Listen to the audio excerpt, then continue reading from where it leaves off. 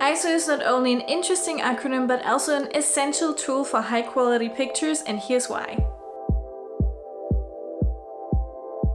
You might have heard of the three big pillars of photography that would be ISO, shutter, and aperture. I scratched on all three of those in a very simple manner in a different video I'm going to link below. If you're just looking to get started in manual mode, that would be more fitting. In this video we're going to talk about what ISO is, how to use it, and what to do if you have pushed it a little bit too far and have too much noise in your picture.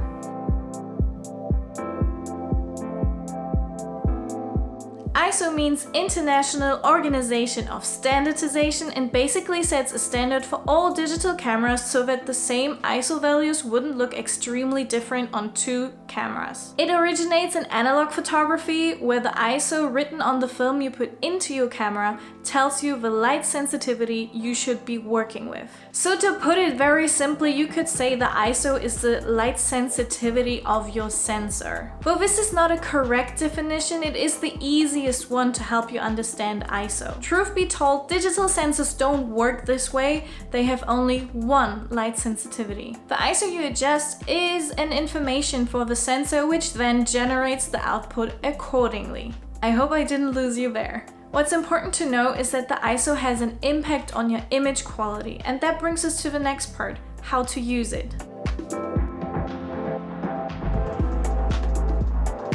Every camera has a native ISO, mostly around 100 or 200. With this value, you get a high dynamic range and thus the highest quality. I highly recommend working with this one whenever it's possible.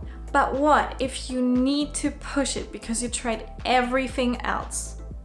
Well, for starters, test out the capabilities of your camera before you take an important picture or go on a job. Find a dark spot inside your home or close the blinds and put an object to photograph in this corner.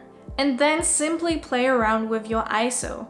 Start with 100 just to see how it looks like, and then go up as far as you can go before you get a lot of noise. Because the higher you go, the more noise will be created. That is completely normal, your camera isn't broken. The reason for the noise is that your camera has to artificially complement the amount of photons it sees.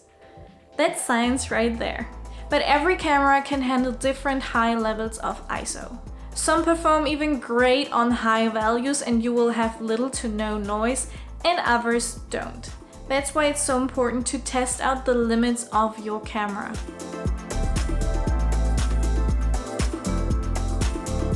If you have to take a picture with a high ISO value simply because there's no other possibility, I highly recommend using Lightroom or another software to get rid of the noise.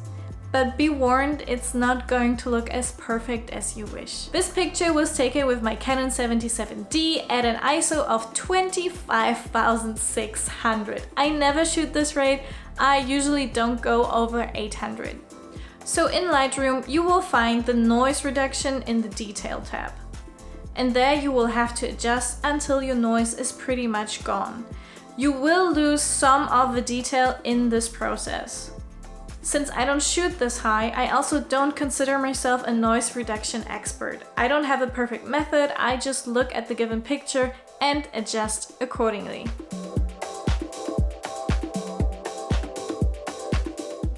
I know this is a lot to take in, but what's relevant for your photography and videography is to test out the limits of your camera and then find the ISO values you are comfortable working with. Use your native ISO whenever possible and stay tuned for my upcoming videos about the shutter and aperture.